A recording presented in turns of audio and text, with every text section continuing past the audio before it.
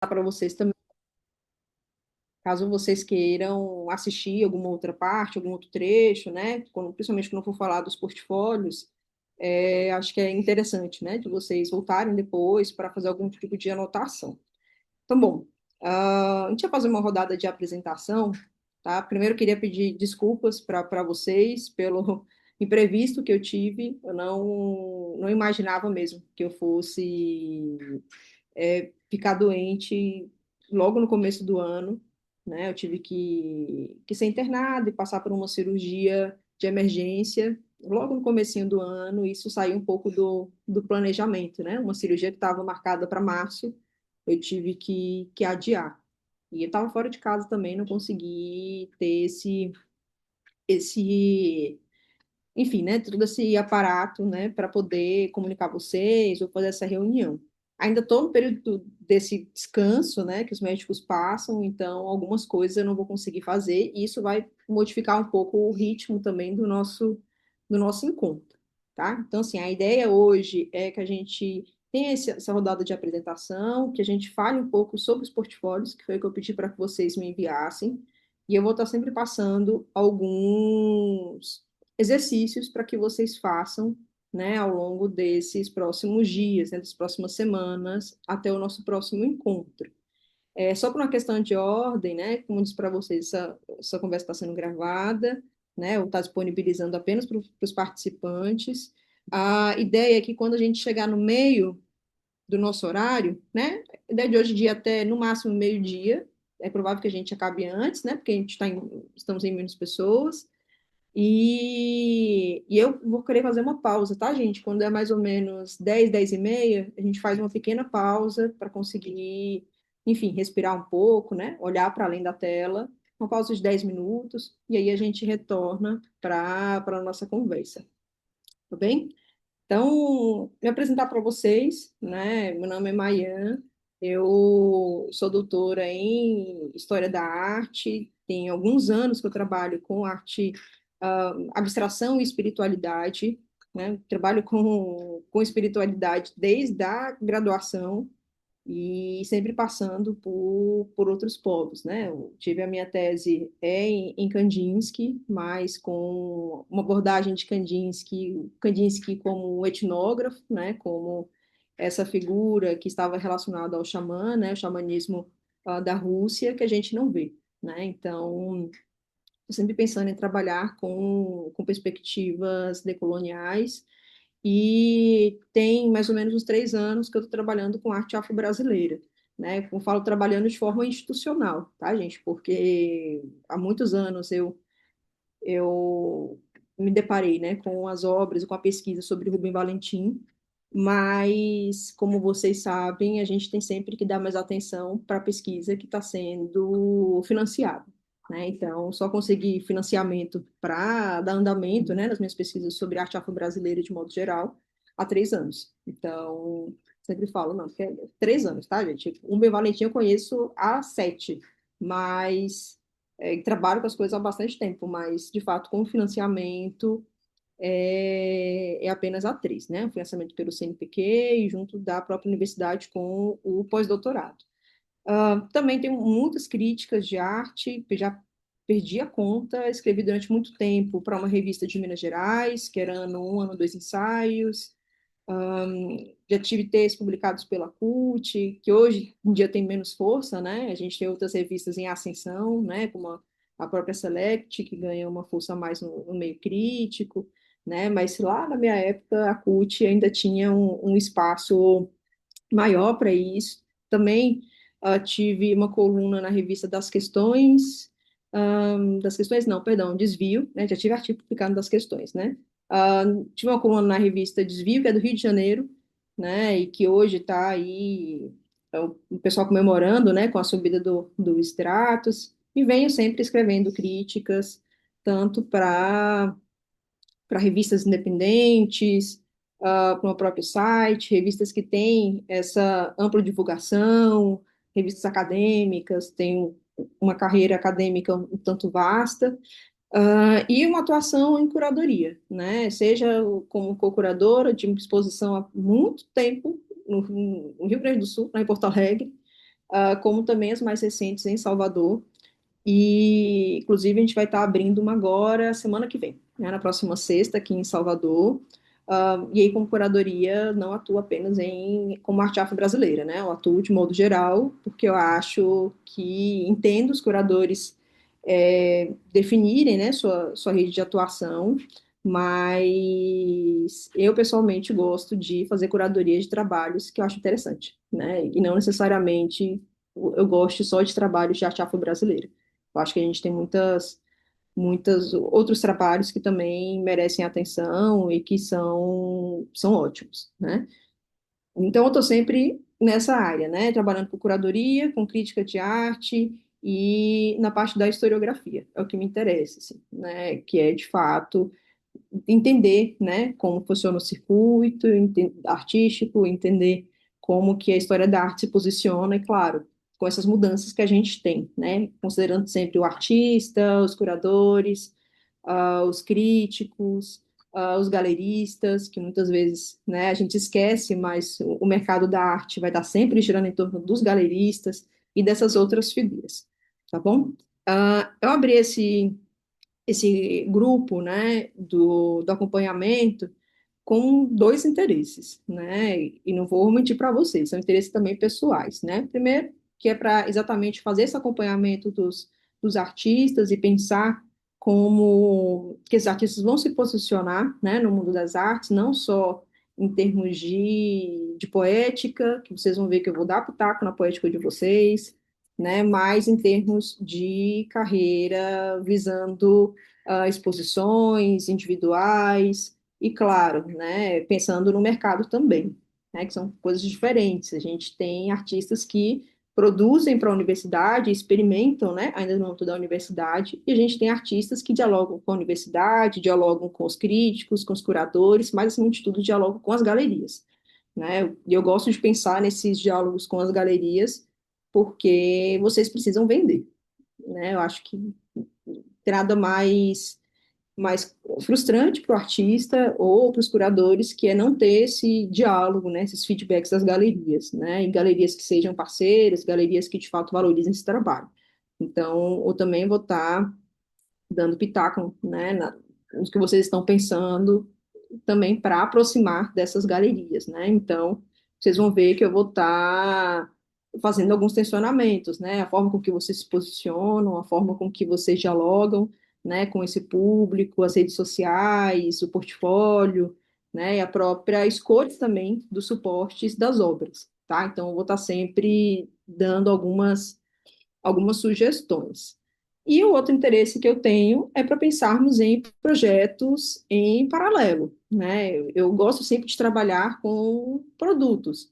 Então, a gente vai iniciar hoje, né? Mas eu espero que em junho a gente já tenha um produto, né? E o que que é um produto para a gente é exposição, né? Então, a gente tem que pensar, de fato, em como que a gente vai articular essa exposição, aonde vai ser, né, que tipo de obra entra na exposição, considerando também o financiamento, que no momento é zero, né, mas pensando nessas estratégias de, se o financiamento é zero, como que eu, artista, vou pensar numa obra que consiga ir pelos correios, que consiga, né, a gente até brinca, consiga ir via artesanato, né, porque os correios cobram mais barato e acha tudo bem quando a gente diz que é artesanato, né, mas, então, assim, como que a gente vai brincar um pouco com, com essas formas, né, de expor e esses modos de conseguir ocupar esses espaços, tá? Então, espero que a gente consiga, né, produzir esse produto ao fim, né, essa exposição, considerando os interesses de cada um, né? Eu sei que Jéssica tem interesse em curadoria, né, e os outros artistas estão com interesses diversos, que eu ainda não sei, mas, e claro, além da exposição, também pensando nesse catálogo, né? Vocês vão ver que é muito importante que a gente tenha um registro do catálogo, não só com as obras, mas com texto, né? Então, vou querer que os artistas escrevam sobre as próprias obras, né? E isso vai ser importante para vocês, que é exatamente essa criação dessa narrativa, tá? Então, a gente vai ter essa publicação também, visando que quando a gente chega em editais, a publicação, né, também tem um peso, né? Então, há texturas que é a empresa, né, a editora parceira da gente, ela chega junto em relação ao catálogo, tá? Então, isso, eu não quero que vocês se preocupem com isso, tá? Então, esses são meus grandes interesses, né? A gente pensar nesse produto e, claro, ter esse acompanhamento mesmo com vocês e ver no que a gente pode tirar durante esses 7 meses, tá bom? Aí eu vou pedir para que vocês se apresentem. Uma das coisas que eu sempre peço, gente, é que vocês sejam sinceros, né, sobre o que vocês esperam e o que vocês querem. Porque quanto melhor for a sua sinceridade, melhor eu consigo pensar em estratégias, né? Fala assim, porque às vezes as pessoas ficam com receio de falar, não, porque eu não quero é dinheiro, né? Tem artistas que eu acompanho que é ótimo, que eu falo, gente, mas o que que você quer? Ah, não, eu quero dinheiro, quero vender, quero viver de arte. E fala, tá bom, então a gente vai dar um jeito para isso acontecer. Então a gente tem que mexer no seu posicionamento, né? Ah, não, eu quero fazer uma exposição individual. Perfeito, então esse é o seu interesse a curto, médio prazo. Então, assim, eu quero que vocês coloquem, né, o que que vocês esperam, o que que vocês querem, de fato, né, em termos de atuação, e, e mais que isso, né? Em 6 meses, o que vocês esperam, né? Que a gente consiga fazer aqui.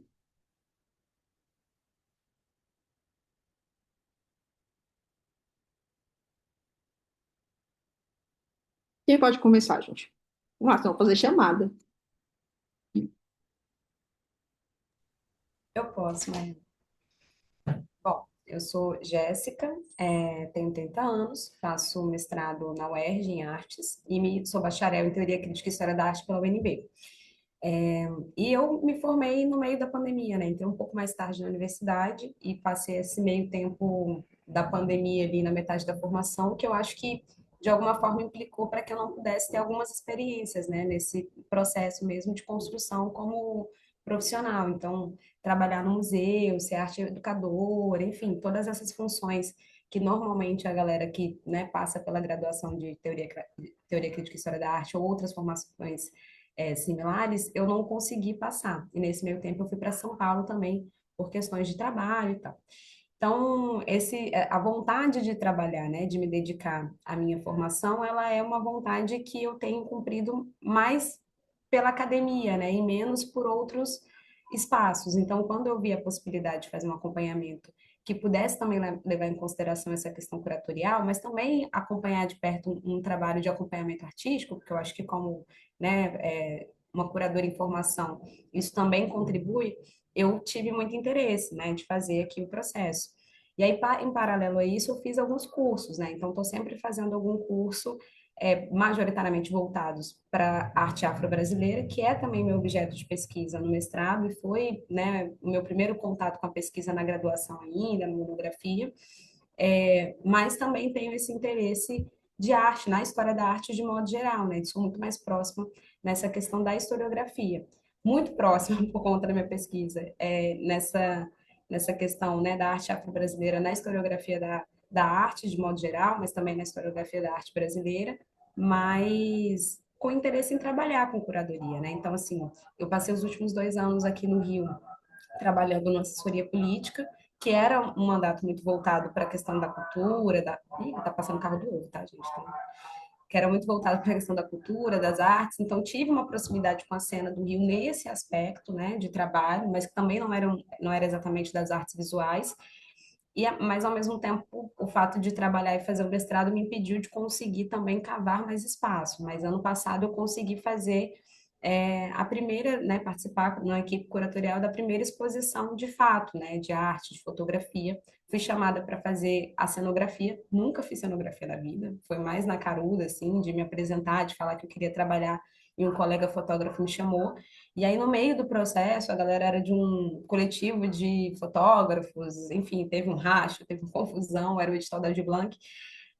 Ninguém tinha trabalhado na minha curadoria, era a primeira vez, e aí, como eu tinha essa formação, eu fui ajudando ali nos insights, acabei entrando também para a curadoria, e a gente conseguiu construir uma exposição no Mucab, né, voltada para essa questão da fotografia antirracista, foi uma experiência muito legal, e a partir disso eu fiquei mais entusiasmada em realmente percorrer, né, fazer um percurso formativo e me voltar para isso. Então, meu interesse, de fato, é trabalhar com curadoria, seguir na carreira acadêmica, né, em paralelo, né, aquelas ondas que a gente sabe como é que é. dos altos e baixos, mas conseguir trabalhar com isso, assim, né? E conseguir ir construindo um maior entendimento sobre, né? Ter exposições menores, maiores, né? Estar nesse lugar de aprendizado mesmo. É isso. Não sei se faltou alguma coisa.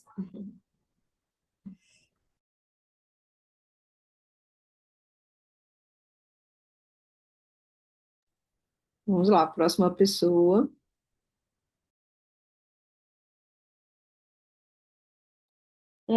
Posso falar?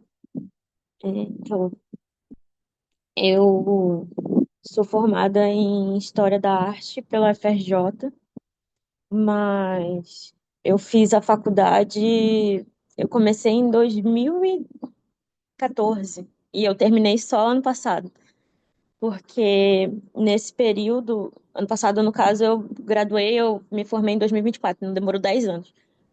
Eu, nesse meio tempo, tive umas questões psiquiátricas, assim, de tensas, que me fez ter que ficar afastada, então eu tranquei a faculdade, fiquei um bom tempo por fora, e quando eu tentei voltar, veio a pandemia, e daí também eu tive que ficar um tempo, e aí eu retornei em 2024 e consegui concluir, e me formei ano passado. Eu, eu trabalhei majoritariamente, assim, com figurino e cenografia e direção de arte, mais voltado para essas áreas. Então, eu fiz a graduação e eu usava mais como base ter repertório, sabe? A faculdade eu nunca trabalhei exatamente nesse meio teórico e tudo mais. E eu achei que isso também foi um dos problemas que causou toda a minha questão psicológica, que é também a falta de contato direto com a arte, mais uma questão acadêmica e tudo mais da faculdade. E dentro disso tudo, quando acabou a pandemia e voltou mais ou menos o normal, o mundo, eu já não estava mais assim conseguindo trabalhar no meio do cinema, do teatro, porque querendo ou não é muito masculino e é meio tenso e eu não tinha mais energia nem física nem mental para estar nesse meio e foi pesado. E aí eu fiquei tentando me reconectar. Por um período eu tentei ser normal. Eu digo normal assim, ter um emprego do que eu achava ser normal. Então eu trabalhei, como eu tinha experiência em direção de arte, eu fui trabalhar com design de interiores e tudo mais. Só que algo ainda ficava pulsando voltado para a arte, e a partir do ano passado eu comecei a pesquisar a fundo a minha questão psiquiátrica e psicológica e tudo que eu passei. E a partir disso eu comecei a criar obras. E aí a minha intenção mais aqui é tentar entender se esse é o meu lugar, se, assim, a curto, médio prazo seria entrar nesse meio e enxergar onde eu estou pisando e ver, assim, e a longo prazo seria realmente viver do que eu faço, né, da arte e tudo mais. Indo nessa pesquisa que eu fui fazendo, eu estou fazendo pós-graduação com o Museu da Imagem do Inconsciente, que é com esse tema também, voltado para a experiência da Nise. E aí eu moro em Porto Alegre, né? Eu cresci, morei no Rio muito tempo e atualmente eu estou em Porto Alegre. E aqui tem um museu São Pedro, que é a mesma coisa, seria o equivalente do Museu da Imagem Consciente de Porto Alegre. E aí eu sou paciente voluntário, vamos dizer assim. Eu voluntario lá com os pacientes e eu também aproveito do ambiente para pôr em prática minhas obras, aproveito o espaço e tudo mais. Então, acho que a minha pesquisa está indo para esse caminho de rever o que me levou para essa confusão, instabilidade e tudo que eu vivi, e o que me fez sair de lá e entender toda essa situação. E dentro disso tudo entra a pauta de ser uma mulher negra. Lógico que eu sou uma mulher negra que não é retinta, mas ainda assim eu sofro coisas, então é a questão psicológica. Eu nasci na periferia do Rio, então toda a questão de ser uma mulher periférica, com questão psicológica, e a questão de viver num mix de religiões, assim. Minha mãe, super evangélica, minha avó, mãe de santo. A gente, por muito tempo, não tinha onde morar, e morou no terreiro. É, e toda essa confusão das minhas tias muito católicas, porque. E fui criada por elas por uma parte do tempo, e daí todo esse arsenal, eu acho, é difícil. É, é, todo esse imagético, né, que tem dessas religiões e de tudo, e eu acho que isso tem bastante interferência no que eu sou e é o que eu tenho tentado me entender e colocar em prática. Acho que isso é sei lá, acho que é o que eu posso resumir, assim, um pouco da minha história. É isso. Legal, Kelly. Vamos só esperar o Daniel falar um pouquinho mais sobre ele e aí depois a gente retorna, né? O que vocês trouxeram para mim. Essa conta do iPhone é de algum de vocês ou é de alguma outra pessoa? Você está sem microfone. Sou eu, posso me apresentar já. Pode. Me chamo Maju Beck, eu sou jornalista, formada pela PUC Goiás e professora de português pela UFG. E eu tenho trabalhado muito como artista visual. A fotografia é um pilar e eu fotografo a cena ballroom daqui de Goiânia. Sou uma das pessoas que mais faz registros, trabalho no COB-GIM, COB-TV, que é uma central mesmo de arquivo da nossa cultura, que é o Vogue, e muito voltado para a cultura queer e negra, periférica. E assim, eu estou conseguindo aos poucos galgar espaços em galerias, então em 2024 eu fui uma das artistas de destaque para lerem o meu portfólio na Vila Cultural Cora Coralina, daqui, né, que é uma galeria de grande referência. E, e aí teve essa barreira, assim, que eu percebo que a gente tem uma arte visual muito abstrata, pouco se vê corpos realmente nessas paredes brancas nossas de galerias. E então, meu objetivo é com esses estudos e tudo mais ao longo dessa minha carreira e levar mesmo a produção que eu tenho feito, que são fotos que eu considero assim muito magníficas das performances assim das pessoas, das danças, sair do Instagram, sabe, ter o lugar mesmo de merecimento delas e meu, que é estar em algo maior, em físico, e é, algo também que eu vi que eu precisava de uma orientação é o fato de eu ter também, para além da fotografia, artes abstratas de diferentes técnicas. Então, assim, percebi que também tem uma linhagem fauna e flora, que é o que eu gosto de pintar e tudo. Então, como fazer tudo isso de uma maneira mais organizada, sabe? É, então, esses são os meus interesses, assim. Estou muito feliz de estar aqui. Obrigada. Obrigada, Maju. Daniel, Então, bom, eu sou Daniel, moro aqui no Rio, tenho 42 anos, acho que sou mais velho. É, mas eu sou do interior, sou de Volta Redonda, né? Aí eu passei por um concurso para trabalhar como professor no Rio, e aí vim já tem uns anos, né? Eu sou de Umbanda e fui do Espiritismo e Umbanda quando criança, mas tinha a tia que era católica, e aí o pessoal às vezes ia na missa, mas em geral mais o pessoal da Umbanda e do Espiritismo. E aí foi passando os anos e tal, minha mãe também fazia alguns trabalhos em casa de atendimento.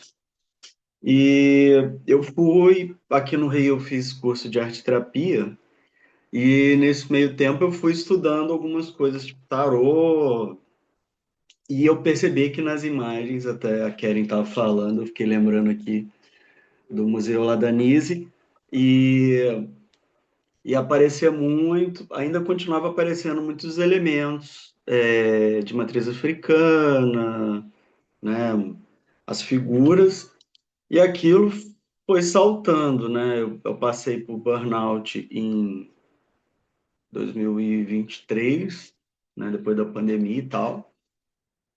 E aí eu falei, não, preciso retomar esse lado artista, não dá para ser só professor, não tá me fazendo feliz. E aí eu fui retornando, e no que eu fui olhando para os meus trabalhos, eu acabei percebendo que a espiritualidade estava bem presente.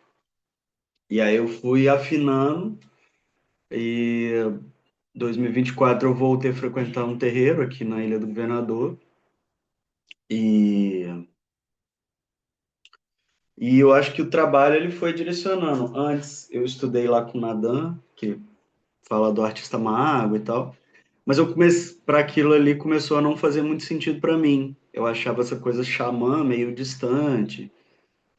E aí, conforme eu fui voltando a olhar para a Umbanda e falar, não, isso aqui é um terreno que faz sentido para mim e tal. E fui até conversando com a minha família e fui conseguindo ver que meu avô tinha esse passado também conectado à Umbanda, ele foi benzedor e tal. Então, nesses 3 anos, eu acabei expondo em alguns lugares aqui no Rio, né, na BEG, no Correios, aí agora no Carlos Gulbenkian, e aí foi rolando isso, assim.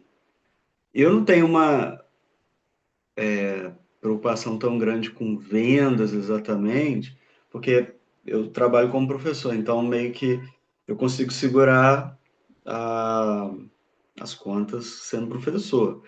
Mas é claro que eu acho que tá fazendo arte é o que me move mais do que simplesmente dar aula, apesar que eu sei que o trabalho como professor, ele tem sua importância, né? Então, eu fico transitando entre pensar em vender ou não vender, mas, de certa maneira, fortalecer o trabalho que eu estou fazendo e aprofundando mais e mais, assim.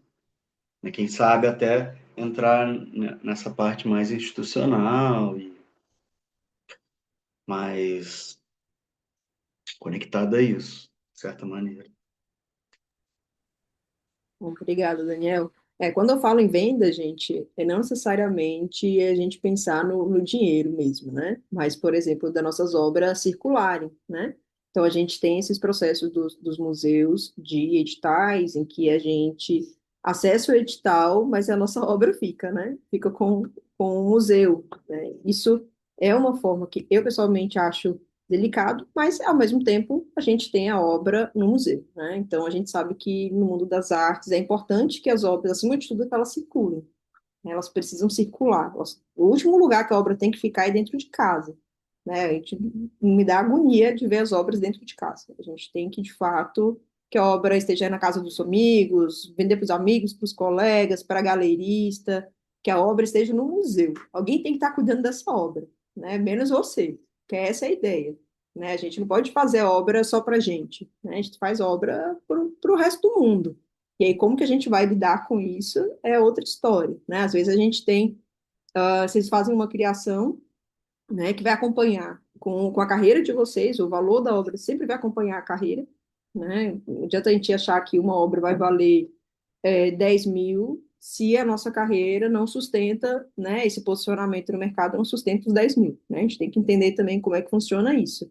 Mas a gente tem alguns artistas, por exemplo, o artista do Rio, né, que expôs aqui em Salvador e que hoje está fazendo residência, né? O Bastardo está fazendo residência na Europa e as obras dele são, assim, incríveis. E ele é super bem posicionado no mercado, né? Então, acho que ele está com duas galerias representando ele, né? Então, são relações, assim, que a gente vê que compensa, não só pelo dinheiro, mas o que vem junto com o dinheiro, que a gente sabe que é esse combo do reconhecimento, né? E para a vida do artista, o reconhecimento, às vezes, é melhor até mesmo do que o dinheiro, né? O reconhecimento abre portas, né? O reconhecimento ele age como moeda de troca, né, nessas relações que a gente tem no mundo das artes. E isso vai funcionar não só com o artista, mas com a curadoria, com os galeristas, com os críticos, né, o reconhecimento, com os historiadores, né, o reconhecimento é tudo.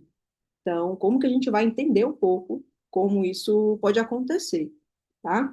É, pegando um pouco, né, do que vocês falaram, eu acho que daqui, quem fez uma individual foi o Daniel. O Daniel chegou a fazer alguma individual? Não, né? Não, Mas, só coletivo. mas você fez individual? Fiz coletiva, duas vezes. Uhum. E nenhuma individual, né? Não. Ótimo. A Keren fez alguma individual ou só coletiva, exposição coletiva?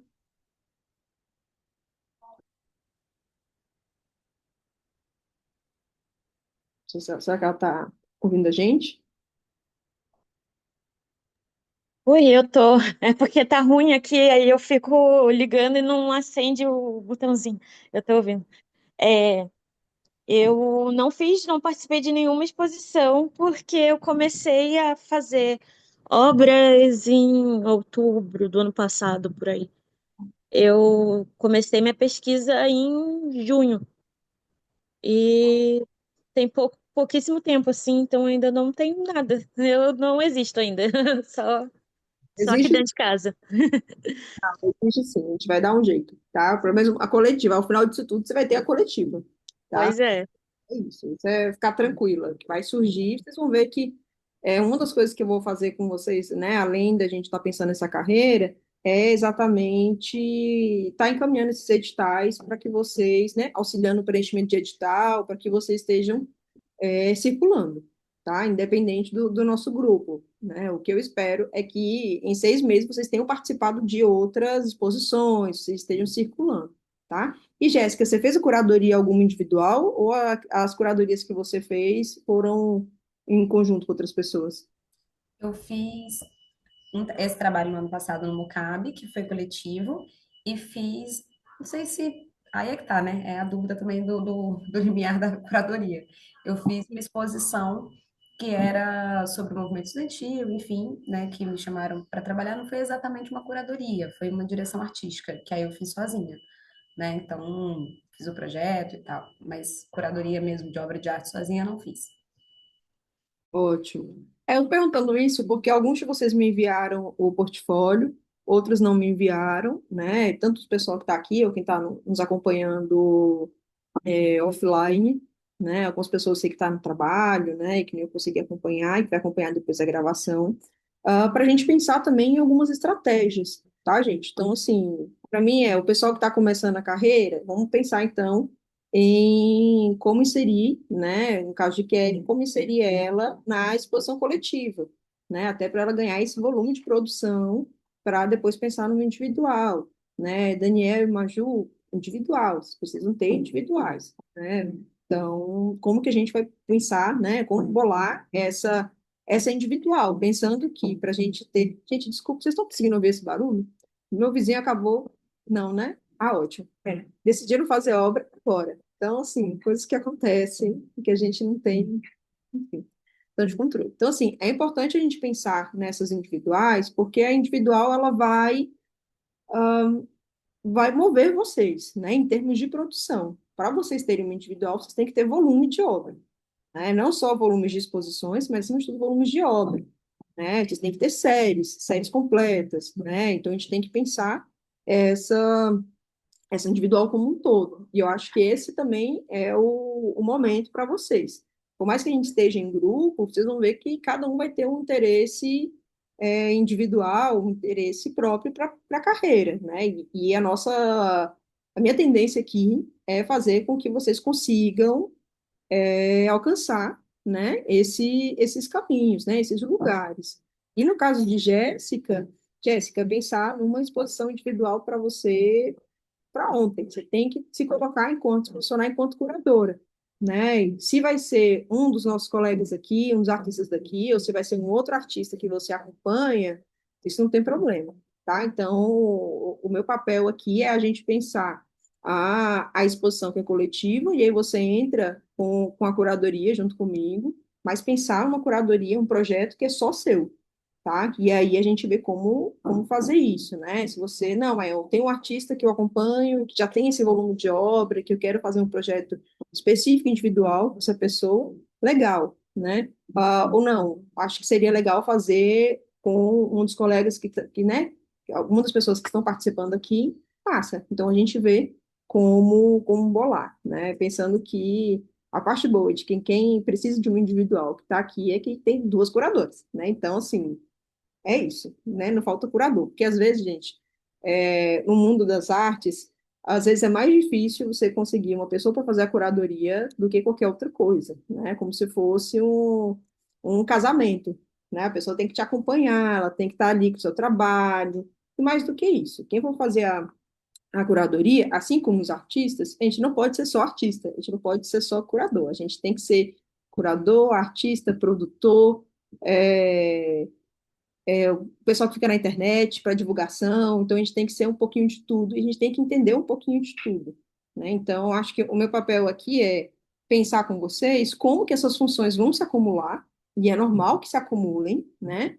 Assim como vocês vão criar essas personas, né? De o que que é a persona artista, como que essa persona artista, né, se comporta com outros artistas, como que essa pessoa artista se comporta com curadores, com críticos, dentro da exposição, né, e isso não é a pessoa não ser autêntica, não é isso, tá, gente? É a gente pegar essa malícia mesmo da cena artística e de como a gente consegue fazer essas flutuações, né? Vocês não vão conversar com um historiador da arte da universidade ou historiadores da mesma forma que vocês vão conversar com seus colegas artistas, né? São modos distintos de habitar os espaços, tá? Então, eu vou estar sempre também fazendo esses indicativos para vocês, tá? Isso é muito importante porque às vezes a gente acha que é a mesma coisa, né? Então, dificilmente eu vou, por exemplo, aqui a gente está num espaço para pensar coisas em comum,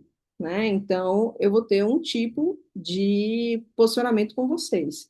Se eu tiver que conversar com outro crítico, se eu tiver que conversar com um galerista, se eu tiver que conversar com historiadores, a conversa muda, sabe? Então, assim, é importante a gente entender essas variações, essas flutuações, para a gente conseguir sobreviver nesse sistema, tá? E, claro, criar sempre um bom network, né? Conseguir ter um bom convívio com todo mundo, sabe? Uma das coisas que a gente aprende no mundo das artes é que a gente não caça briga com ninguém, né? Então, a gente é amigo de todo mundo, tá, gente? Isso é muito importante mesmo. Mesmo que a gente discorde, mesmo que a gente não goste da postura, né, dos colegas, é importante que a gente tenha esse posicionamento, porque o circuito artístico é pequeno. Pode parecer que ele é imenso, mas não é, né? Então, é tudo bem a gente discordar e a gente não ser fã, né, da poética de um artista específico, mas isso não é sobre o artista, né? Isso é sobre parte da produção, sobre coisas que a gente não faria, né? Mas, claro, ainda bem que tem outra pessoa para fazer, né? Porque se depender da gente, imagine só, né? Como ficaria tedioso o mundo só com nossas coisas. Então, é isso. Eu recebi os portfólios de vocês, alguns eu vi que estavam mais iniciantes, outros já tinham uma certa construção, né? Uma certa, uma certa construção mesmo, né? Do que é um portfólio que a gente vê. E aí, ao invés de comentar, né, esses portfólios, eu pensei em mostrar para vocês dois exemplos de portfólio, né? De portfólio que eu gosto de pensar, né? Para níveis de carreiras diferentes e para objetivos muito específicos, que é o objetivo de enviar para editais. Então, toda vez que a gente pensa em construir esse portfólio, é como que um portfólio ele pode ser enxuto e pode ser enviado para editais e ele vai ter uma boa recepção, tá? Então, eu vou mostrar esses dois portfólios para vocês, e aí eu vou pedir para que vocês façam algumas adequações no trabalho de vocês, que que são imprescindíveis, né? Que são adequações que a gente não pode abrir mão, tá? Pensando principalmente nessa pessoa que vai ler o nosso portfólio. Geralmente, quem lê o nosso portfólio não é uma pessoa leiga, né? Geralmente, quem lê o nosso portfólio é uma pessoa que já é do universo das artes, né? É uma pessoa que é produtora cultural, uma pessoa que é ah, professor universitário, são os curadores, são os técnicos de carreira, né? Que eu costumo dizer que são aquelas pessoas que têm uma carreira já, mas que elas são sempre cotadas para estarem avaliando os editais, né? Então, geralmente quem lê edital já está cansado, né? Vocês imaginem que num processo desse de leitura de portfólio, essas pessoas vão estar trabalhando com 50, 60, no melhor das hipóteses, né? Eu já cheguei a ter que avaliar 150 portfólios. Então, assim, é importante a gente pensar com carinho nessas pessoas que vão estar lendo e, claro, né, como facilitar esse trabalho, né? Então, eu vou estar sempre pontuando para vocês o que são elementos principais, elementos fundamentais para que isso esteja evidente no portfólio de vocês, tá? E algumas coisas que podem mudar a ordem, isso é a critério de vocês, né? Então, são essas características que eu vou pontuar, que eu vou querer que vocês deixem mais evidente no trabalho de vocês, no portfólio de vocês, e aí vocês vão me devolver como sendo o primeiro dever de casa, tá? Então, essa reformulação que vocês vão fazer, vocês vão me devolver, e aí, a partir disso, eu dou a devolutiva para vocês, e aí no próximo encontro a gente já vai estar fechando um pouco, né, sobre esse portfólio e sobre o que vocês vão querer fazer enquanto série, enquanto produção, tá bom? Dito isso, né, uma das coisas que eu não gosto de fazer é fazer leitura coletiva de portfólios. Eu sei que tem pessoas que fazem isso, mas eu pessoalmente não gosto, né? De, por exemplo, pegar um portfólio de um de vocês, colocar aqui e falar o que funciona e o que não funciona, tá? Eu não vou fazer isso. Cada um vai poder fazer esses ajustes, né, em off, e depois vai me mandar por e-mail, né? Eu não vou estar compartilhando esses portfólios. E ao fim, se vocês quiserem compartilhar entre vocês, inclusive é importante para a Jéssica, tá vendo também, ótimo, tá? Então a gente faz esse compartilhamento geral com todo mundo depois dessa rodada, tá? Mas antes disso, eu prefiro que a gente não faça, né? Enfim, para a gente se preservar mesmo, né? Então, assim, vou compartilhar com vocês. Primeiro, eu vou compartilhar o meu portfólio, que vocês vão ver que é um esquema de um portfólio que é misto, tá? Considerando que a minha carreira não é uma carreira de artista, tá, gente? Tenho obras também, já fiz exposições, mas não quero ser artista, tá? Isso eu falo com todo, não quero ser artista não, tá, gente? Eu deixo para vocês serem artistas, né? Vocês estão vendo a tela, né? Sim. Legal, né? Esse portfólio, ele é da minha produção de 2024, 2025, né? Produção mais... Tem coisas mais antigas, mas eu fiz um resumão, assim, que eu poderia salientar, né, nessa data. Vocês vão ver que é muito diferente do que é um portfólio para artista, tá? E isso é importante, mas algumas coisas, se vocês querem, por exemplo, unir tanto a vida de vocês, acadêmica, com a vida artística, né? Alguns editais a gente precisa fazer isso, né? Eu sei que Daniel fez também trabalho de curadoria, né? Eu sei que Maju faz alguns trabalhos para além, né, das fotografias, também faz outros acompanhamentos, tem uma vida como jornalista, então, como unir, né, essas muitas pessoas que a gente é no mundo, né? E ao mesmo tempo não dar foco apenas em algum, tá? Uma das coisas que é importante quando você tem essa carreira que é múltipla é você pensar em camadas diferentes. O que no portfólio de vocês, quanto para carreiras múltiplas, quanto para artista, o que não pode faltar, gente, são boas fotografias. Então, vocês vão ter que ter boas fotografias, boas fotos dos trabalhos de vocês. Isso é imprescindível, tá? Por quê? Porque as fotografias é exatamente essa porta de entrada, né? A pessoa, se vê uma fotografia que está em baixa qualidade, a tendência é o pessoal já não querer continuar lendo o portfólio. Por que isso? Vocês lembram, vocês estão vendo 70 portfólios. 70 portfólios, vocês vão ter pelo menos uns 20 a 30 portfólios que têm boas imagens, né? A própria cabeça do avaliador já vai dar essa prioridade para quem tem boas fotografias. Isso, quando eu falo boa fotografia, gente, não é de composição, tá? É de qualidade mesmo, né? Ela tem que estar, ela não pode estar pixelada, né? Pensando como alinhar essas imagens no portfólio. E para portfólios que são múltiplos, é interessante que vocês tragam um sumário. Pode parecer bobo, mas isso facilita para que esse leitor consiga distinguir o que ele quer avaliar de você. E, claro, saber, né, esse todo, né, que você costuma ter enquanto atuação. Outra coisa que os artistas também precisam indicar, gente, é se vocês têm prêmios, se vocês têm editais, se vocês já ganharam qualquer tipo de edital, se vocês ganharam qualquer tipo de prêmio. Pode ser o prêmio lá da época da universidade, pode ser o prêmio do edital da Audi Blanc, pode ser um prêmio de seleção, né? Vocês fizeram, concorreu a uma seleção de edital e vocês passaram. Isso tem que estar no portfólio, tá? Vocês não podem esconder isso. Pensem que o portfólio, vocês pensam assim, qual é o melhor de vocês, né? E aí vocês pensaram no melhor de vocês, vocês vão inflar esse melhor de vocês, né? Então, tem que dar, de fato, uma supervalorizada, tá? Um trabalho que vocês fazem. Ah, mas eu expus no museu do lado de casa, numa galeria pequena do lado de casa. Não importa, é uma galeria, tá? Então, é importante que isso seja colocado, é importante que vocês tenham bons registros, tá bom?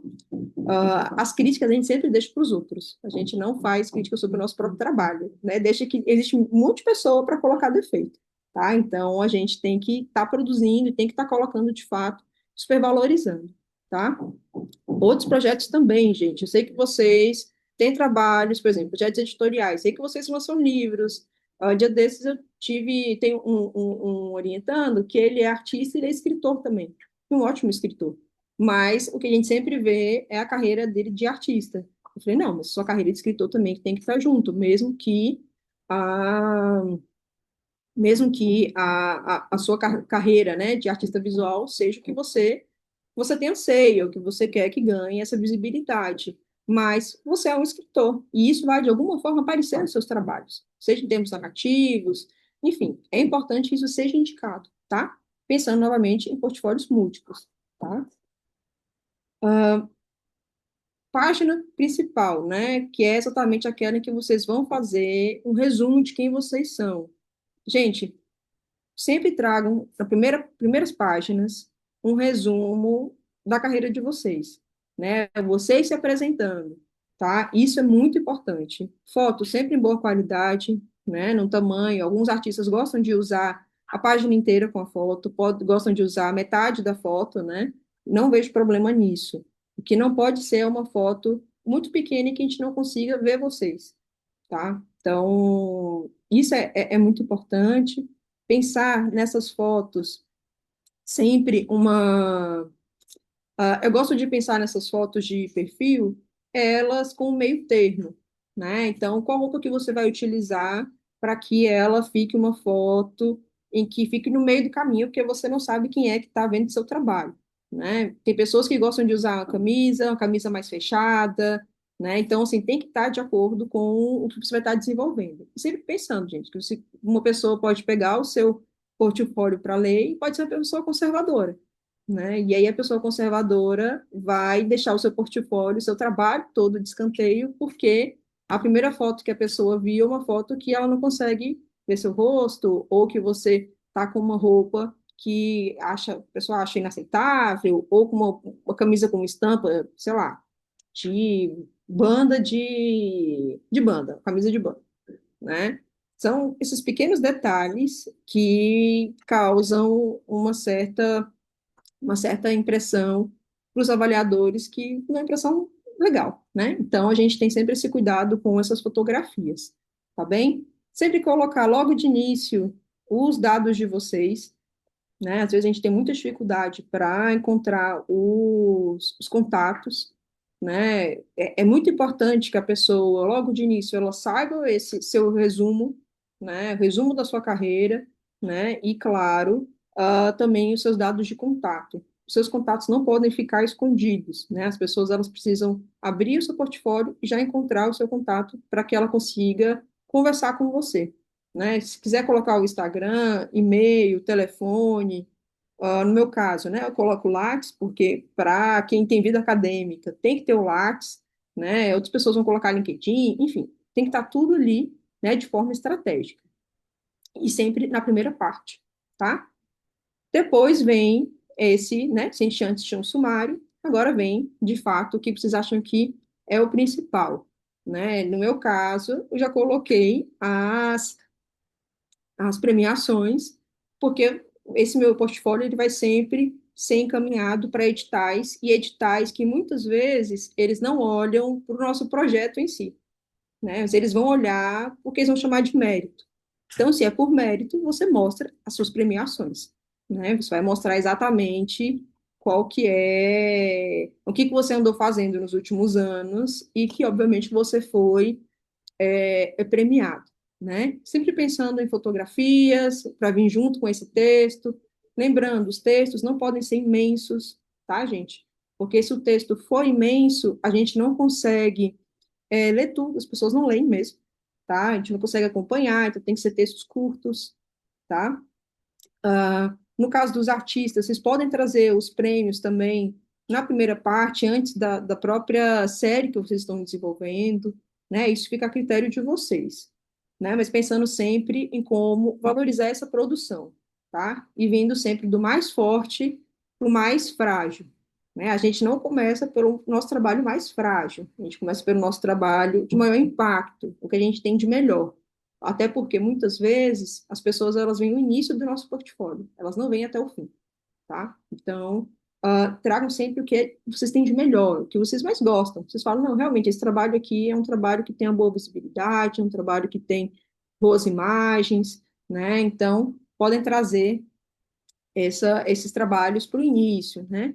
Aqui vocês vão ver que eu estou trazendo, né, partes de crítica, né? Então, sempre trazendo, posicionando, né, os textos críticos, entender que se vocês escreveram um texto, né, se vocês têm carreira de crítico e que já escreveram, né, críticas para jornais, revistas, ou publicado em outros lugares, isso tem que aparecer no portfólio de vocês, né? O pessoal que fez curadoria tem que ter boas fotografias das exposições, isso é importante, né?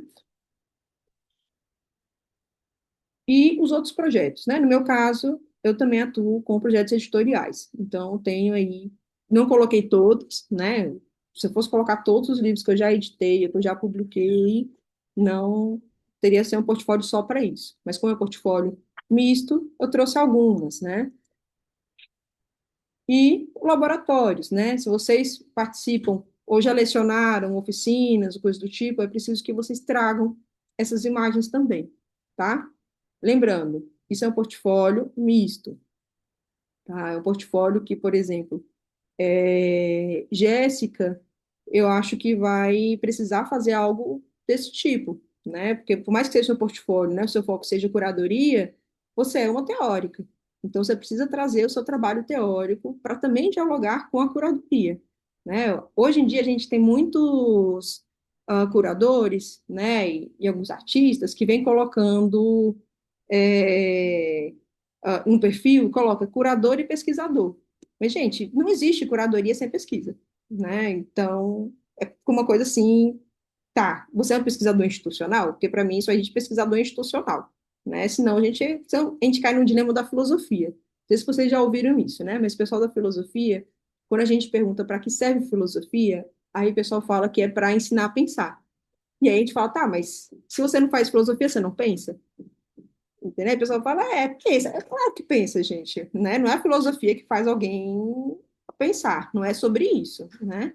Mas, talvez, dentro da filosofia, a gente tem um método filosófico, uma coisa muito própria da área, que é diferente de um método historiográfico, que é diferente de outros métodos, né? Pessoal da antropologia, mas não é sobre pensar, né? Então, é a mesma coisa que a gente cai hoje no âmbito das artes visuais. Curador e pesquisador, só se você for um pesquisador institucional, né? Um pesquisador que está inserido dentro da carreira acadêmica, dentro das instituições, com financiamento CNPq, CAPES, outras, né? Redes de financiamento e apoio. Aí compensa você destacar o pesquisador. Caso contrário, se você é crítico de arte, para você escrever, você pesquisa, né? Se você é artista, você também pesquisa. Você não faz obra sem algum tipo de pesquisa, né? Então, pesquisador, assim, fica meio solto. No caso de Jéssica, é importante que você coloque, porque você é uma pesquisadora institucional. Então, eu quero ver essa sua carreira institucional também aparecendo no seu portfólio de curadoria, né? Sobretudo porque quando a gente não tem é, uma carreira acadêmica, uma carreira de curadoria, né? A nível, por exemplo, de um Paulo Rickenhoff, né? Que eu acho que é um ótimo exemplo para a gente pensar, né? O que é esse curador que tem, de fato, uma projeção, né, nacional, internacional, a gente, se a gente não é Paulo Rickenhoff, a gente coloca os outros atributos também. Porque, no fim das contas, um curador acaba sendo produtor, um curador acaba sendo pesquisador, um curador acaba sendo artista, porque bons curadores, né, sabe que tipo de técnica, sabe como pegar no pincel, sabe como tirar uma boa fotografia, sabe como transitar nesses meios, né? Então, é importante também que você, no seu portfólio, você traga essa sua experiência como pesquisadora, tá? E tudo que você tiver. Se você tem prêmios, se você tem financiamento, é importante que você faça esses indicativos, tá? Isso vai deixar o seu, ah, o seu portfólio mais atrativo e, claro, mais forte para qualquer edital, tá? Lembrando, gente, que algumas pessoas gostam de deixar o portfólio nas redes sociais, né? Gostam de deixar esse portfólio aberto para que as pessoas consigam ter acesso. Eu indico isso? Depende muito se você quer compartilhar o seu portfólio, né? Tem alguns artistas que, ao invés do portfólio, já tem um site.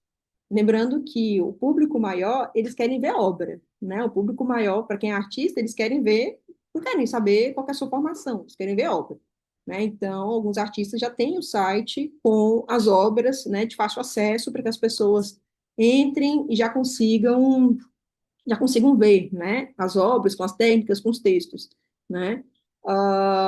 Caso contrário, no caso, né, de nós críticos e curadores, a gente tem que ter esse portfólio fácil ou um site que reúna tudo que a gente faz, tá? Isso tem que estar lá no Linktree, porque se a gente coloca o Lattes, não funciona, né? Então, as pessoas também querem essa visualidade, tá?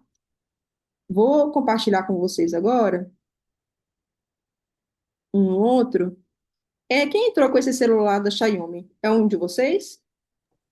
Sou eu, para eu ver melhor Perfeito. Perfeito, os. Maju. Porque como hoje é o primeiro dia, não me habituei com todo mundo que está chegando e está faltando algumas pessoas. Então, vou estar sempre perguntando. Vamos ver aqui para compartilhar o outro. Pronto. Vou compartilhar um portfólio agora, que é um portfólio. Vocês estão vendo? Portfólio do Adriano? Ótimo, né? Que é um portfólio que é não sei se vocês conhecem, né? O Adriano Machado. Ele é um artista aqui de Salvador, que inclusive agora está fazendo uma residência muito, muito legal, né? No Museu de Arte Moderna aqui de Salvador. A residência é Olhar para Dentro. E esse portfólio dele eu tive contato exatamente no processo de seleção, né? Que eu fiz parte da banca de seleção dos portfólios, dos projetos para essas ocupações de residência. E eu gosto muito desse portfólio dele, porque ele traz. Bom, o Adriano ele é um ótimo fotógrafo, mas é como ele monta, como que ele cria essa cadência do portfólio, né? Algumas coisas eu indico que vocês insiram no de vocês, que ele não inseriu no dele, mas eu acho que é um bom modelo para vocês adotar, tá? Para vocês olharem o formato, ver as escolhas que ele fez e de como que cada um de vocês vão elaborar, né? A partir das próprias escolhas, tá? Então, no portfólio dos artistas, vocês têm que ter, de fato, vocês viram que já muda, né? No meu, não preciso colocar uma imagem imensa na primeira página. O dos artistas é imprescindível. Vocês têm que estar trazendo imagem do trabalho de vocês, tá? E de como essa imagem do trabalho de vocês precisa causar esse impacto, né, em quem vai ver. Uma obra, né, novamente, uma fotografia que está em boa qualidade, né, a gente não vê que a imagem está pixelada, né, ou nada que cause esse estranhamento. Lembrando que em portfólio, gente, principalmente dos artistas, é comum que a gente tenha uma perda de qualidade, porque tem um tamanho, né, às vezes só de 10 megas, né, acho que é isso, mais ou menos, que eles colocam de tamanhos do PDF, né? Então, é normal que vocês comprimam esse portfólio, né? E as imagens percam um tanto da qualidade. Mas mesmo elas perdendo um pouco da qualidade, vocês vão ver que ela ainda se mantém, tá? Então, coloquem o primeiro trabalho de vocês, tá, gente? A segunda parte, vocês já vão ver que a gente tem ele se apresentando, né? E isso já na segunda página, né? E isso é legal. Novamente, vocês têm pronto, tanto essa página, né, do texto dele te apresentando, ele já coloca nesse texto, né, falando, né, a idade, de onde ele vive e tudo mais. Na segunda linha, isso a gente vai falar um pouco mais, tá, gente? A gente vai retornar sobre esse texto inicial, né, que ele está trazendo aqui, por exemplo, sobre o que é a poética dele, né? E é um texto bem direto, ele vai falar sobre com o que ele trabalha. Então, segundo parágrafo, primeiro parágrafo, a gente sabe quem ele é, da onde ele vem.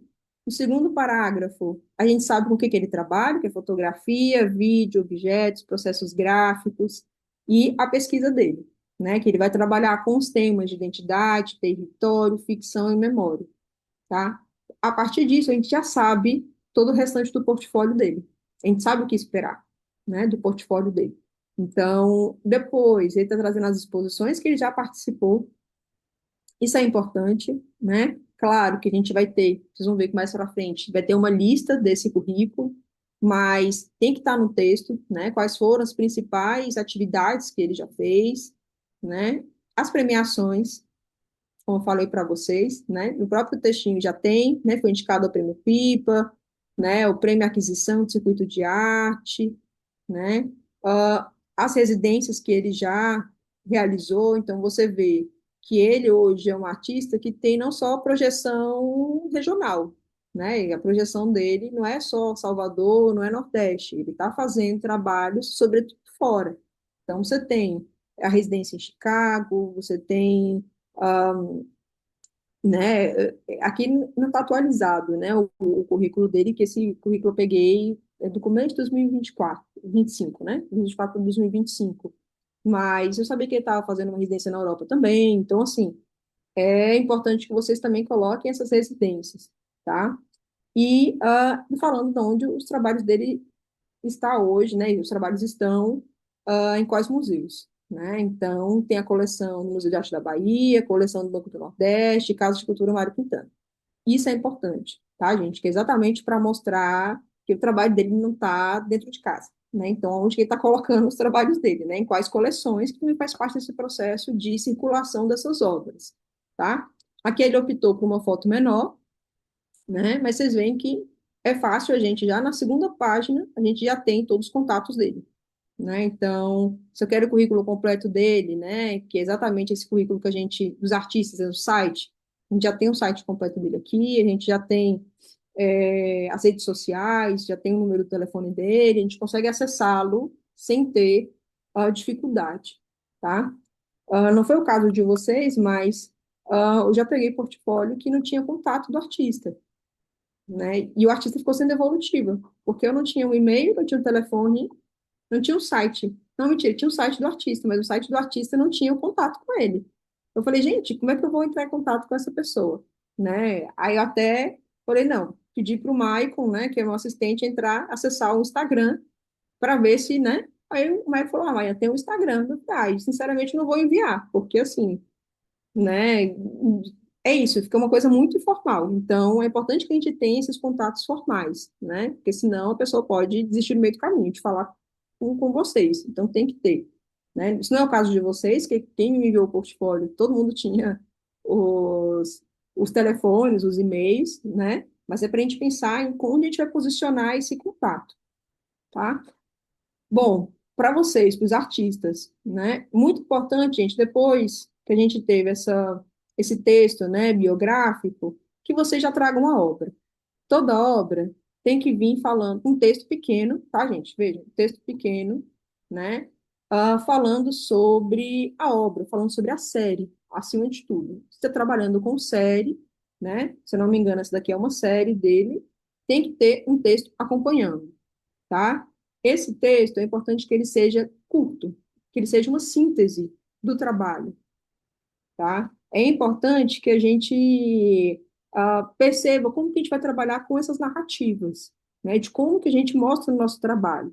Mas, acima de tudo, textos curtos, né? Para que a pessoa consiga, em menos de 30 segundos, ler e entender o que você colocou ali, né? Porque muitas vezes a gente vê portfólio assim, a gente nem olha o texto, né? A gente só passa, faz uma leitura por cima, né? A gente lê as duas primeiras linhas, e passa o restante do portfólio, né? E aí, quando chega outro texto, a gente lê o título, o comecinho, bem por cima, e já continua. Depois é que a gente faz uma leitura detalhada, tá? Então, é importante que esses textos, eles sejam resumos, e sejam sucintos. E vocês coloquem sempre informações que são imprescindíveis para entender o que é essa série, né? Objetivo, tema, materiais utilizados, né? No caso dele, ele indica que é uma série fotográfica, né? Que tem fotografia. Legal. Se essa série de vocês vão trabalhar com múltiplas linguagens, vocês têm que indicar já nesse texto, tá? Curto, simples, objetivo, tá, gente? Alguns de vocês são escritores, gostam de trazer textos mais longos, ou poemas. Eu acho que não é o lugar, tá, gente? Não é o lugar de vocês colocarem poemas ou textos mais poéticos. Por quê? Porque você não sabe quem está lendo, né? Às vezes a pessoa tem um pensamento mais técnico para um edital, e novamente, 50, 60, 150 portfólios, né? As pessoas querem ver coisas técnicas. Se é muito poético, isso exige uma atenção maior. E isso faz com que os avaliadores, né, eles não leiam, né, eles não vão ler textos mais poéticos.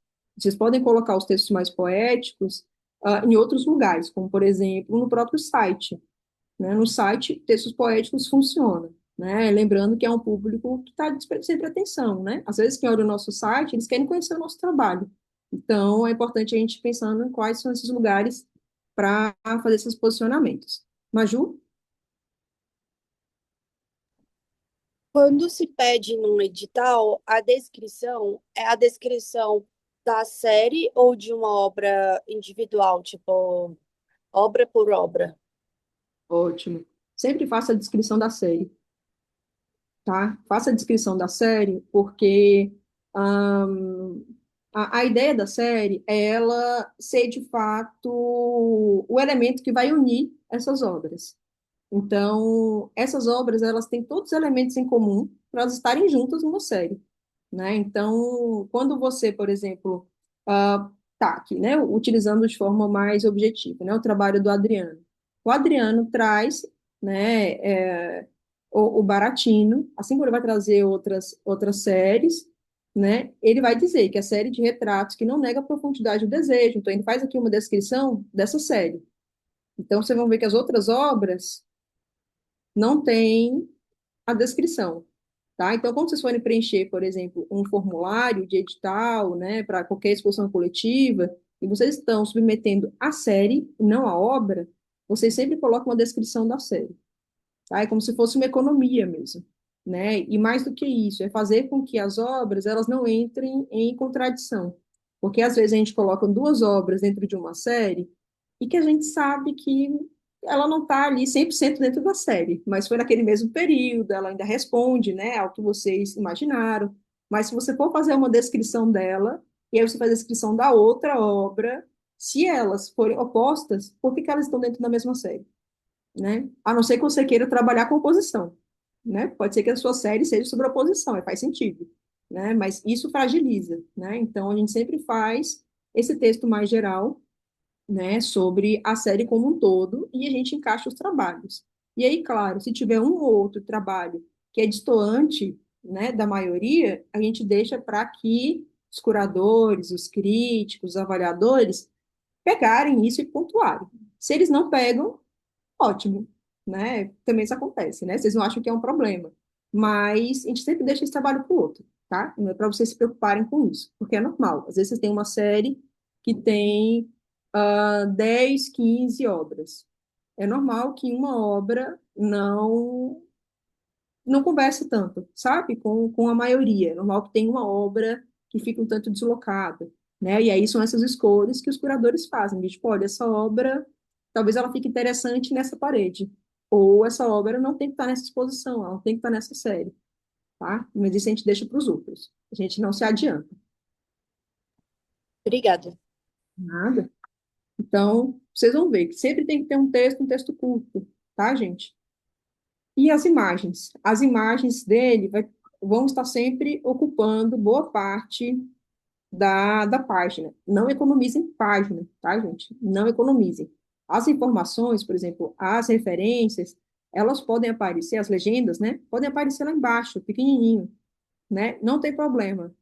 Agora é importante que a imagem ocupe, né? Que vocês mostrem o melhor de vocês. Artistas, o melhor é a visualidade da obra de vocês. Então, boas fotografias ocupando, não coloquem tantas imagens juntas, né? Aqui ele vai colocar duas obras, né? As fotografias dele são grandes, então ele vai estar sempre colocando essas duas obras. Reparem que ele não coloca dimensão, né? Exatamente porque são fotografias, então ele muda as dimensões do trabalho dele, tá? Mas caso, por exemplo, quem trabalha com instalação, pensem em dimensões aproximadas, tá? Se vocês forem submeter instalações para editais ou para qualquer exposição, descrevam ao máximo, tá, gente?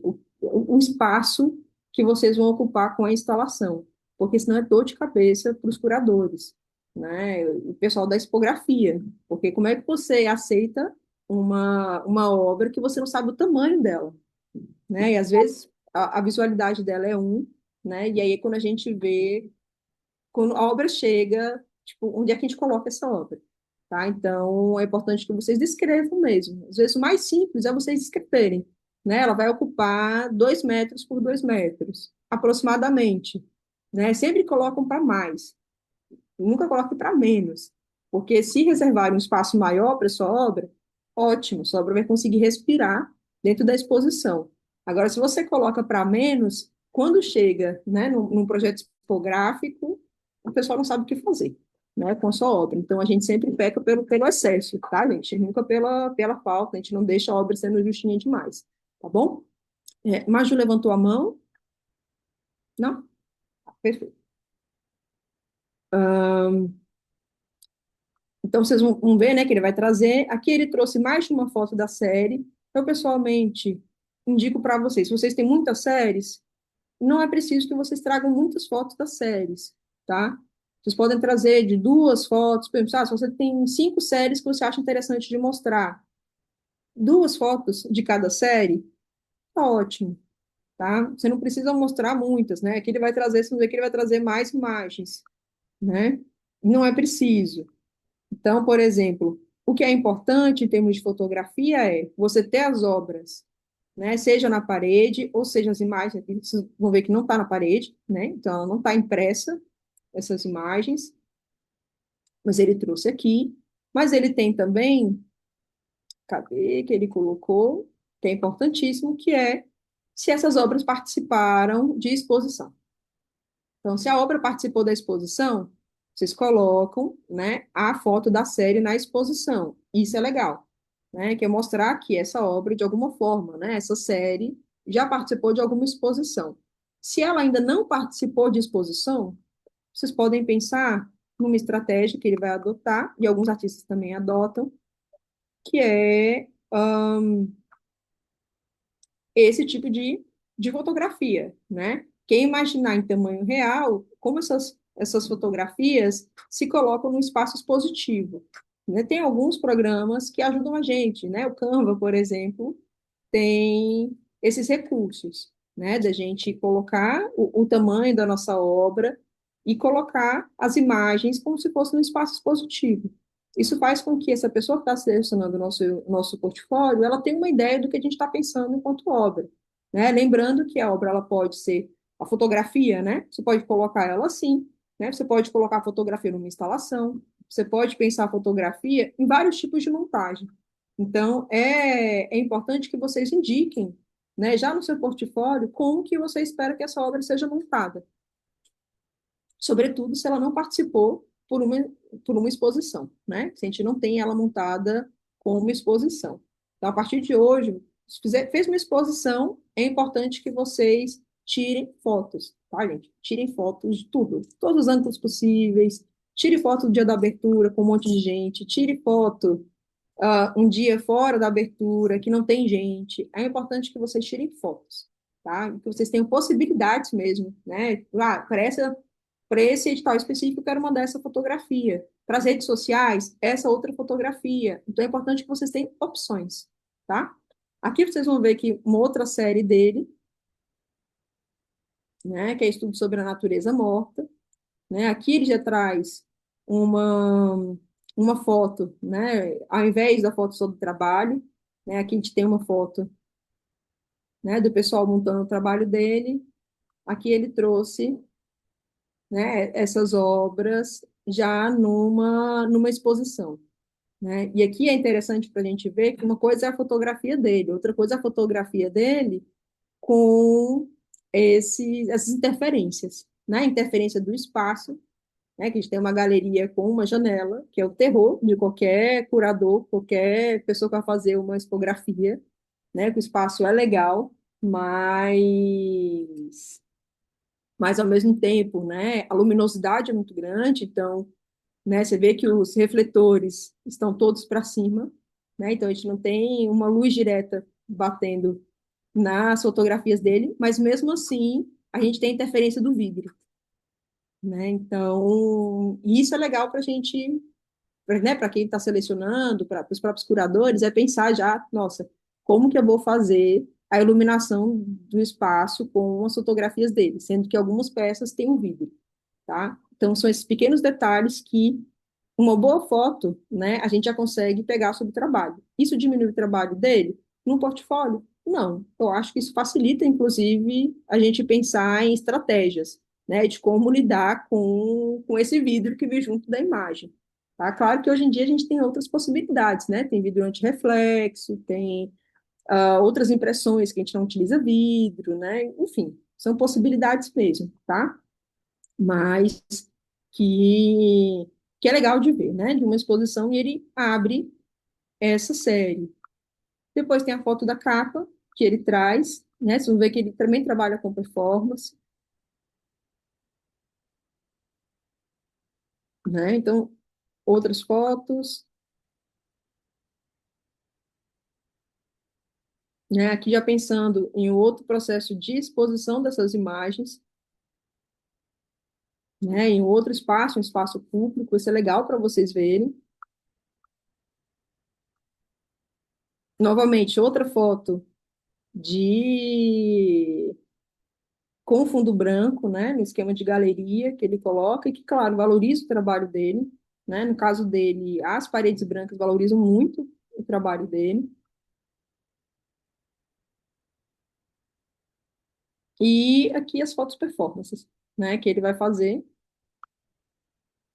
que eu pessoalmente sou apaixonado por esses trabalhos, né? Que eu acho assim incrível, né? Da gente ter essas imagens. Novamente, imagens grandes, né? A gente tem um padrão que ele utiliza em todo o portfólio dele. Aqui é aquela foto que eu mostrei para vocês, que é essa simulação, né, da exposição. E isso é importante que vocês façam. Eu vou colocar, inclusive, como um dos exercícios que vocês vão ter que fazer, que é fazer simulação, né, de como poderia essas imagens, né, habitarem em exposições e outra série, né? Então, novamente, o padrão do que ele escolheu para o portfólio dele é abertura de série, foto à esquerda, um textinho curto, né? Um texto sempre de 2 parágrafos no máximo, e logo abaixo uma ficha simples, né, da fotografia. Isso é um padrão que ele escolheu. Todas as aberturas de série, ele sempre traz esse mesmo padrão, né? E o padrão também de como ele coloca as imagens. Ou elas 2 obras dividem uma página, ou uma obra, né, uma obra na horizontal, ela ocupa a página toda. Legenda sempre pequenininho, porque a legenda é importante, mas se você trabalha com fotografia, a fotografia tem que sobressair.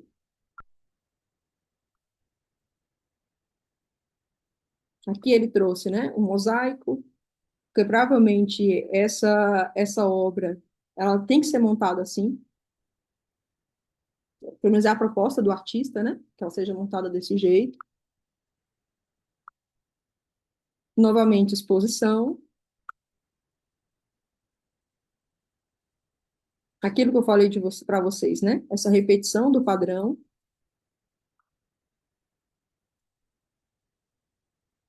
Ó, um outro tipo de montagem, já pensando num tamanho menor, né, e ele já trouxe esse detalhe. Então, assim, detalhe das obras, só se for imprescindível, tá, gente? E, por fim, ele coloca novamente o contato dele, tá?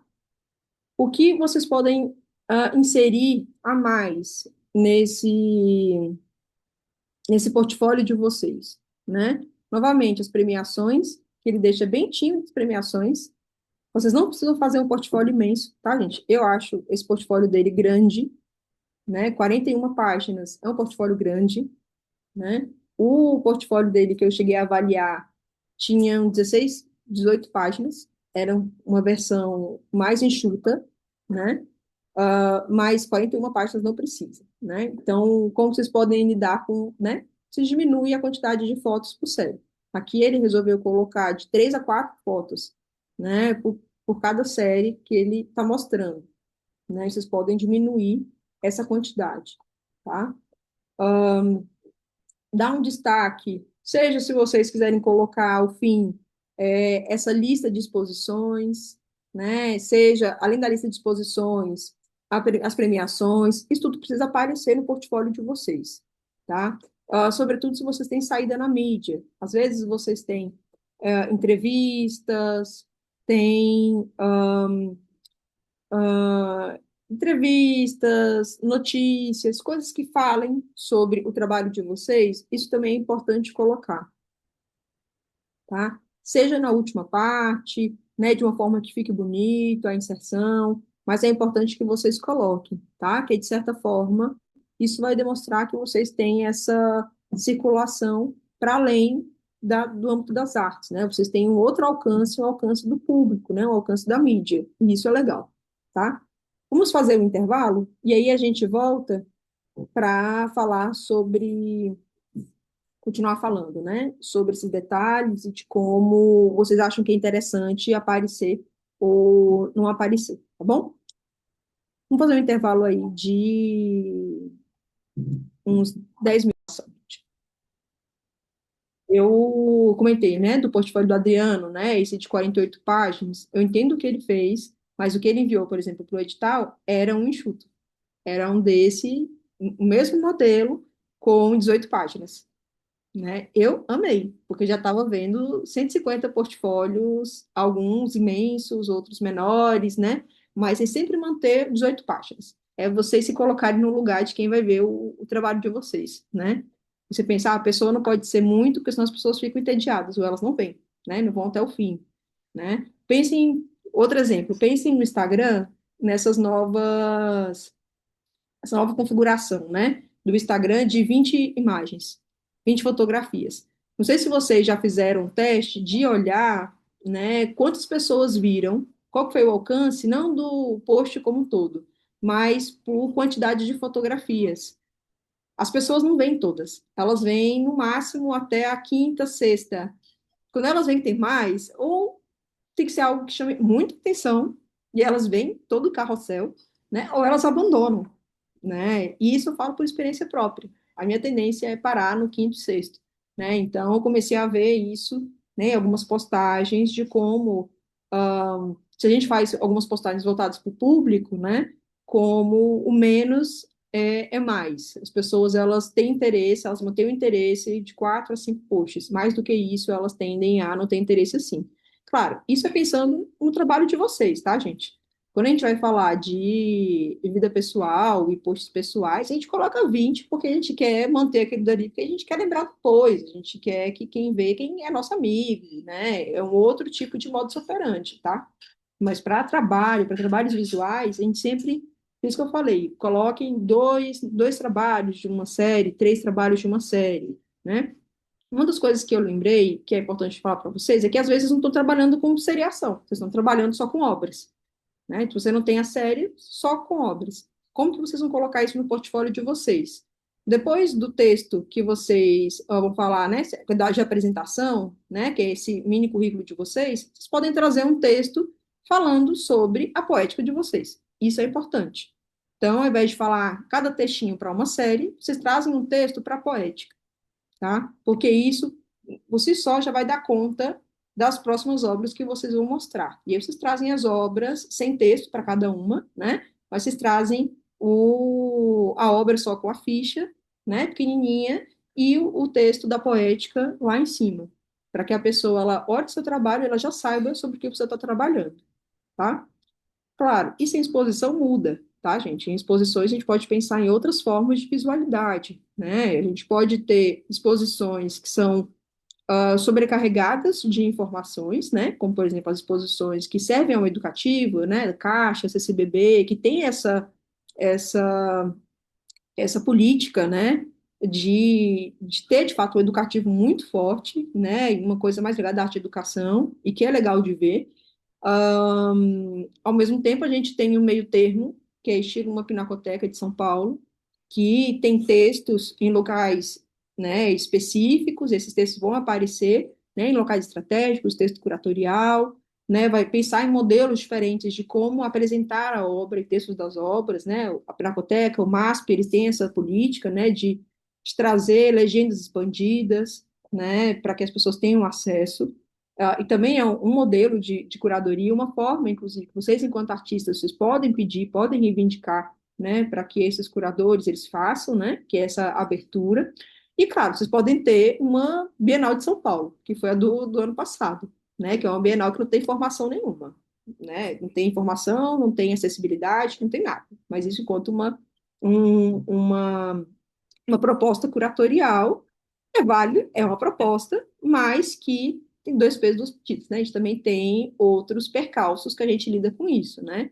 De não conhecer as obras, de não conhecer os artistas, de não ter acessibilidade, né? Acessibilidade para pessoas com baixa visão, acessibilidade para pessoas com, né? Enfim, não vamos entrar nesse mérito, né? Mas são modelos diversos de exposições e vocês, como artistas, podem estar se posicionando, reivindicando. E, assim, muitos desses modelos, né, se a gente pensa a Pinacoteca, o MASP, são instituições que têm dinheiro para fazer isso, né, e pensar em maneiras diferentes de acessibilidade.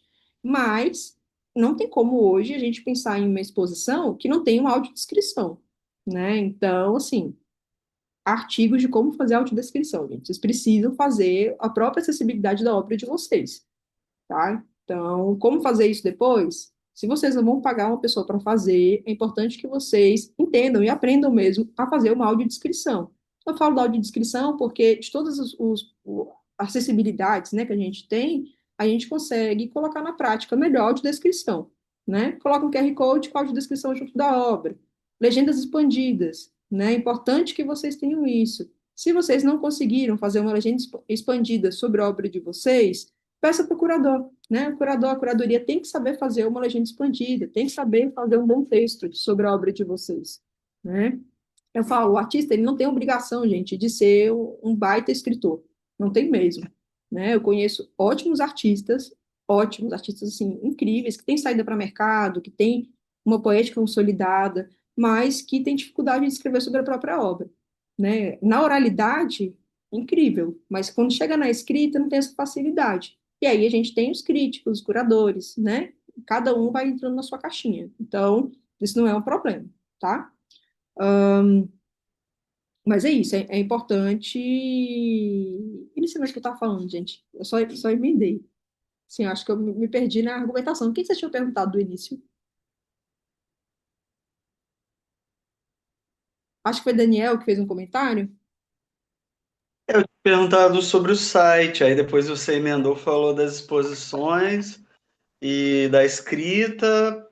Eu acho que a Jéssica, você falou da Jéssica, questão da produção textual. Eu acho que você começou a emendar a produção textual e falou da questão da escrita e em diferentes locais, como é que devia estar e tal. Acho que foi isso. Sim, do site, né, que você tinha colocado. Para o artista, Daniel, é importante que vocês tenham um site, né? É tudo bem um artista não ter um site e manter um Instagram como o portfólio. Tem muitos que fazem isso, né? Que mantêm o Instagram como o próprio portfólio, como o próprio acesso às obras, né? Então, tem esse cuidado de quantas imagens também coloca, né? Esses regimes de visualidade do próprio Instagram e do algoritmo, tá? Porque às vezes ele atrapalha, né? Ele não ajuda. E o site, quando a pessoa quer ver nossa obra, ela acessa, né? Mais alguém, gente, queira perguntar do portfólio ou de alguma outra coisa?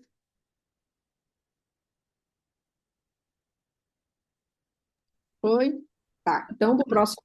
Mas, Não, pode falar, Jéssica. Não, Estou imagina. esperando para ver se outra pessoa vai perguntar. Uma última pergunta que eu não sei se cabe nisso aqui hoje, que a gente está falando do portfólio, mas é porque me remeteu.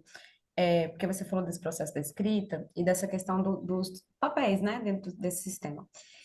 E quando eu fiz essa exposição, quando eu participei dessa exposição do MUCAB, depois disso, alguns colegas que estão em processo de desenvolvimento artístico pediram para eu ajudar no portfólio, ajudar, enfim, algo que nem tinha muita condição de conseguir ajudar, mas principalmente nessa questão da escrita sobre os seus trabalhos, mas como um trabalho. E eu fiquei, pela falta de experiência, um pouco perdida de entender como é que eu situava isso como um trabalho, questão de precificação, como é que funcionaria. Não sei se é um tópico para a gente discutir hoje, mas foi algo que me veio agora, que já tinha sido apresentado para mim, eu não soube lidar, ficou em suspenso, e que eu acho que tem relação com esse papel mesmo da escrita, né, por parte da curadoria, enfim, nessa relação com os artistas. Ótimo, ótima pergunta. A gente vai trabalhar um pouco precificação nos próximos encontros, tá?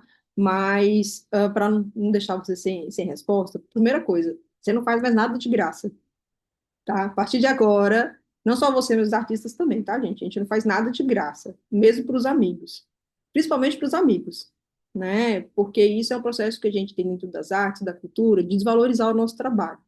Então, assim, a gente não faz nada de graça. Ah, mas um amigo que é interessante, que a gente pode estar colaborando com o trabalho, é interessante a gente escrever sobre um trabalho, tudo bem, né? Se você gosta muito de um artista, você quer escrever sobre aquele trabalho, né? E por conta própria, você escreva, né? Agora, nessas trocas com os amigos, estabeleça permuta, estabeleça troca, né? Que não seja pago, né? Porque às vezes a gente sabe como é que é complicado, mas se a pessoa não pode pagar, estabeleça uma troca, né? Você que é curadora, troca por obra, entendeu? É isso. Fala, ó, posso escrever sobre o seu trabalho, você me dá uma obra, mas eu escrevo sobre o seu trabalho, é tranquilo. E muitas vezes para os artistas é um jogo, né? Porque a moeda de troca dos artistas são as obras. Então, para um artista, ele ter um bom texto crítico sobre o trabalho dele, né? Ter uma curadoria em troca da obra, é tudo bem. Eu sempre indico isso? Não, isso é o último caso, tá? Mas o importante é a gente ser pago, mesmo que seja parcelado, em valores menores, né? E todo mundo ser pago, tá? Primeira coisa. A segunda coisa é que nessa mistura dos papéis, é, é importante você delimitar isso mesmo, né? Porque o trabalho curatorial também tem seus limites, né? E isso são as características do que é um texto curatorial e do que é um texto crítico, né? Você vê que tem essas diferenças, né? Eu vou estar, né, ao longo do tempo, tensionando mais isso para você, né? Tensionando essas diferenças dos textos para você e para o restante do grupo, porque os artistas vão ter que escrever sobre as próprias obras, né? Então, eles vão ter os textos de artista, né? A gente vai ver isso também, o que é um texto de artista, o que é um texto crítico, o que é um texto curatorial, tá? Para você fazer essas distinções, tá bom? E, claro, a parte das distinções, a gente vem também com as precificações. Então, a gente vai falar sobre como precificar esse texto, tá? No caso dos artistas, eles não vão precificar o próprio texto, né? Mas esse valor, né, de ter um trabalho mais elaborado para a própria obra, de escrever e pensar a própria poética, isso também agrega no valor final da obra, tá? Então, já vê como que isso vai se relacionando, tá? Inclusive para a gente precificar as obras também, tá? Para que, sei lá, vocês não inventem de colocar uma obra por 15 mil, né? Começo de carreira, 15 mil, você não vai vender, gente. Então, assim, né, a gente tem que fazer essas modulações, né, de pensar quanto que é o custo-benefício, né, e, claro, os interesses também, tá? A mesma coisa para os textos, né, quanto que vale um texto hoje, um texto crítico, um texto curatorial, né, para quem que a gente vai estar fazendo esses acordos, né, o que esperar das pessoas que pedem, encomendam textos da gente, tem isso também, né, desses processos de encomenda de texto, e a gente vai estar trabalhando isso ao longo dos encontros também, tá bom? Mais alguma outra dúvida, gente?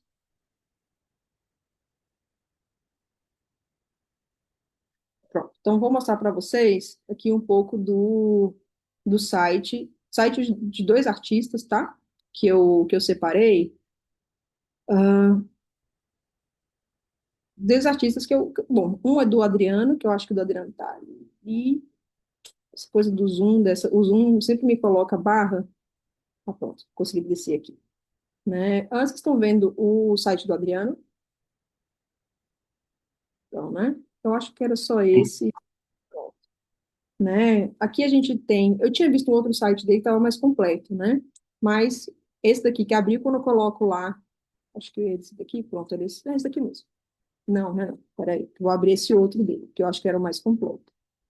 Mas se a gente joga o nome dele e site no Google, a gente tem esse daqui, né? Um texto em inglês, né? Quem tem facilidade, é importante colocar, fazer o textinho em inglês, tá, gente? Né? O texto em inglês ou em outra língua mesmo, né? Depois ele falando uma coisa bem simples, estão vendo, né? Bem simples. Sobre, aqui ele colocou educação formal, acho que não precisava de educação formal, né? Mas ele tem aqui a formação dele, as exposições individuais, né? As residências. Falei para vocês que ele tinha outras residências, né? Muito mais, então ele tem, de fato, muitas residências. As exposições, muitas exposições, né? As publicações, os prêmios, né? Aqui ele tem Aqui ele não tem os trabalhos dele. Acho que está nesse site aqui que eu tinha visto.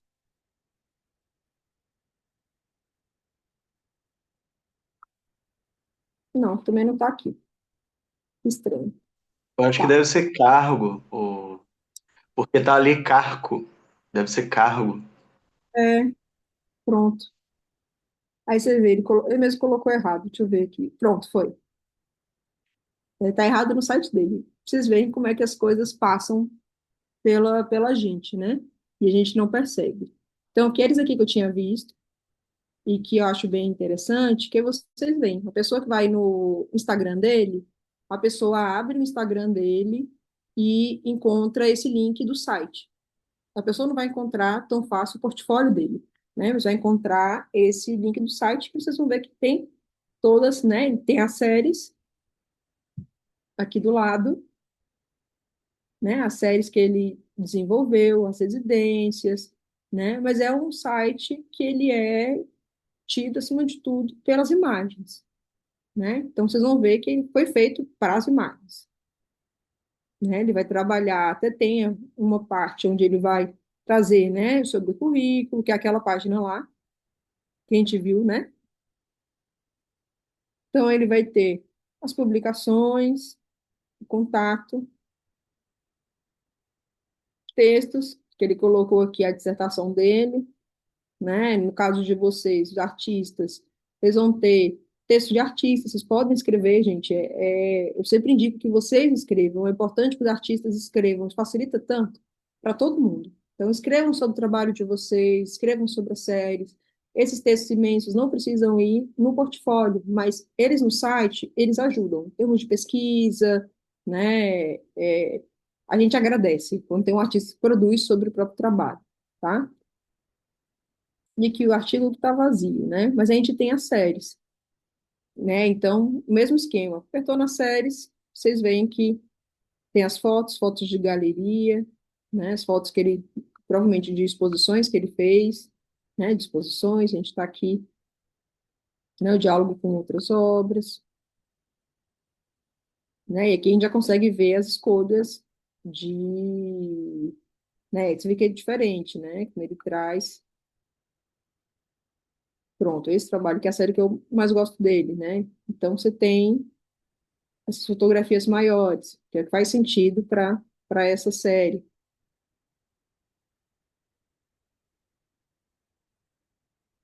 né? Outro artista, e aqui você vê que ele escreve o texto, ao fim, texto em outra língua, né?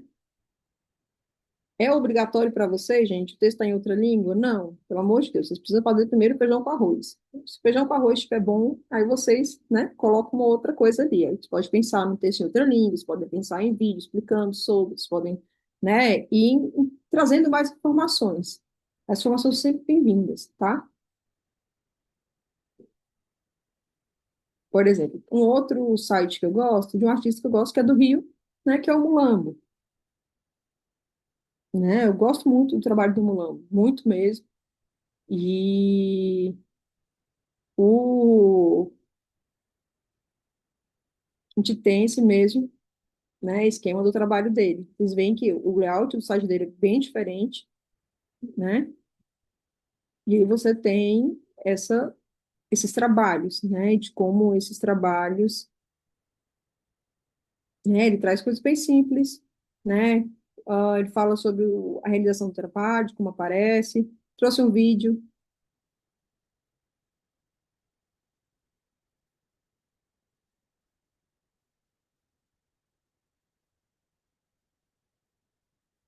né? E de como vocês veem que é uma repetição essa escolha por trazer como primeira página esse mosaico, né, de todos esses trabalhos, né? E alguns vão usar um mosaico com imagens maiores, outro com imagens menores, mas isso vocês vão ver que é uma forma das pessoas terem acesso ao trabalho de vocês. Então, também é escolha pessoal, tá? Vocês vão dizer que vocês acham mais interessantes. Aqui, diferentemente do Adriano, ele já colocou as disposições separadas, né? Então, vocês veem que as exposições já estão aqui, ó. Em cada uma que ele coloca, tá vendo? Fotos da exposição,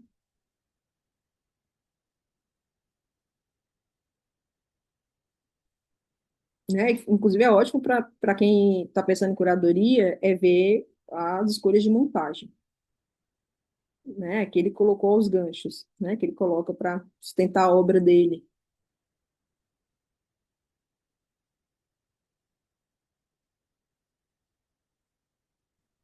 né? Inclusive a própria tipografia, né?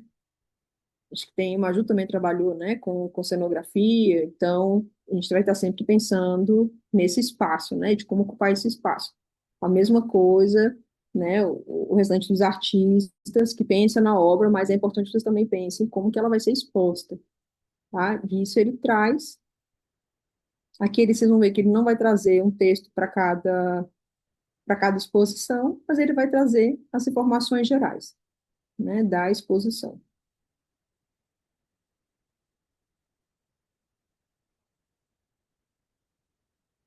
É, essa daqui, você vê de São Paulo. Então, mesma coisa. Vocês veem que é um padrão, né? Inclusive no próprio site, a gente tem essas criadores de página que a gente consegue só duplicar, né? Então, duplica, coloca as imagens, coloca a informação, passa para o próximo, né? E ao fim, a gente tem esse grande mosaico, né? Que dá essa entrada. Bom, vantagens e desvantagens. Isso é para todo mundo, gente. É de fato alimentar, né? Não é fácil manter essa alimentação desses sites, né? Está sempre tendo que estar ali alimentado, por exemplo, aqui tem duas exposições, né? Imagino que seja duas individuais dele. Aqui ele não trouxe as coletivas, né? Mas se ele for trazer esse mesmo esquema para todas as coletivas que ele participa, como é que vai ser, né? Porque ele tem muita coletiva, ele participa de muitas coletivas, né? Assim como vocês também. Então, assim, vocês sempre ponderarem, tá? O que que vale a pena, o que que não vale a pena. E o sobre o textinho, né? O mesmo textinho, mesmo esquema que o do Adriano. Vocês vão ver. Primeira linha, é quase uma fórmula, né? Então, a primeira linha, a gente tem a apresentação, primeira e segunda linha, a apresentação do artista de forma sucinta. Depois, ele começa a falar da poética dele. Segundo parágrafo, a poética dele. Terceiro, as exposições que ele já participou, né? Além das exposições, depois, o outro parágrafo ainda sobre a carreira dele. E aí, por fim, ele fala sobre aonde as obras dele estão, né? Então, vocês veem que é, de fato, uma fórmula, né? Texto simples, que a gente consegue ler, a gente não enjoa, a gente consegue se situar, né? Isso aqui vai muito dessa dimensão da narrativa. Hoje, o mercado, as instituições, todo mundo quer uma narrativa, né? O que seria essa narrativa?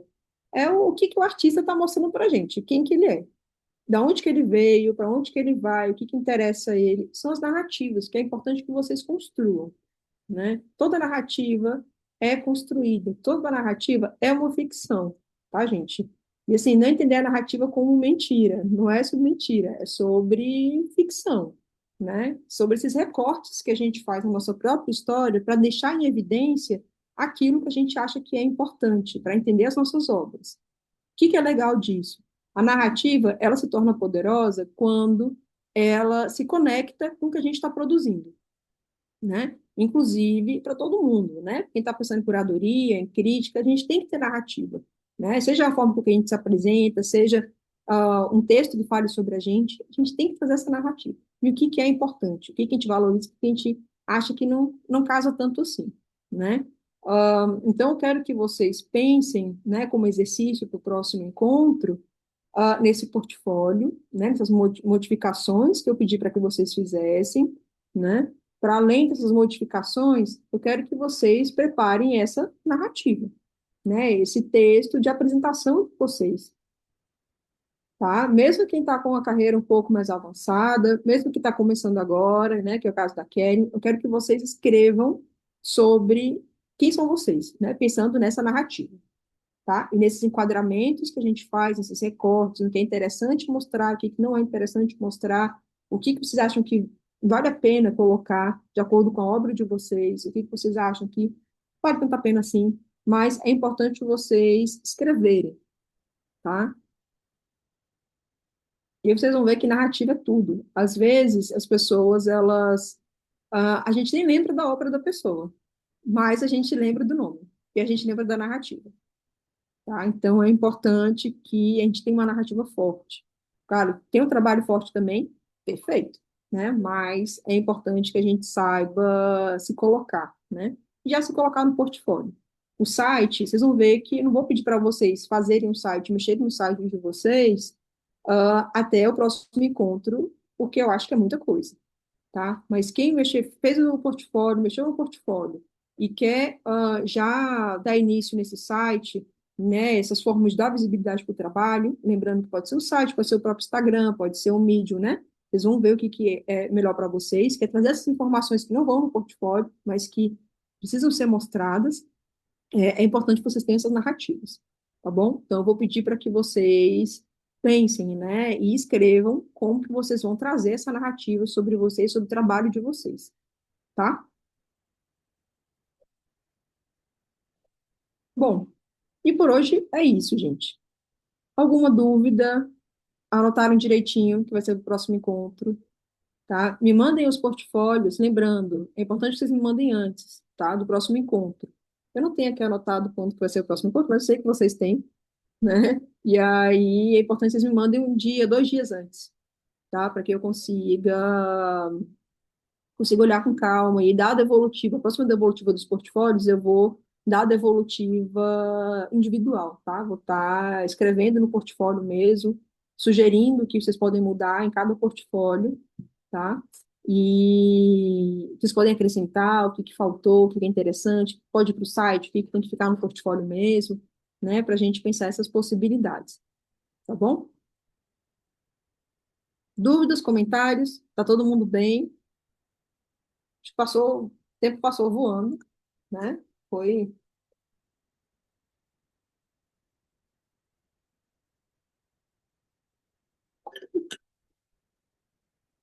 Então tá bom. Podemos encerrar então? Sim, só Foi para ótimo, muito obrigada. Foi incrível esse encontro, todo esse conhecimento, assim, já abre muito a mente para começar a pensar por onde seguir, por onde começar a jornada. Ótimo, Keren. Eu quero que você mande seu portfólio, já com o que você está produzindo, entendeu? Você que está no Sim. início, não precisa ficar inseguro em colocar foto do que você está produzindo, né? Em fazer essa construção. Você vai ver que tudo são etapas.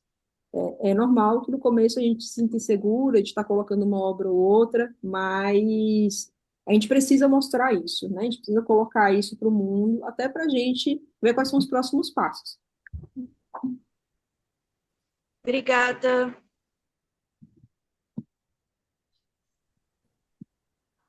Eu fiz um portfólio inicial aí, eu já tinha enviado, mas aí eu vou refazer com tudo que eu entendi hoje, vai ser melhor, eu acho. Com certeza. Muito obrigada. Foi muito bom mesmo. foi ótimo, Maia. Muito obrigada. É isso, gente. Qualquer coisa, vocês podem me mandar mensagem, tá?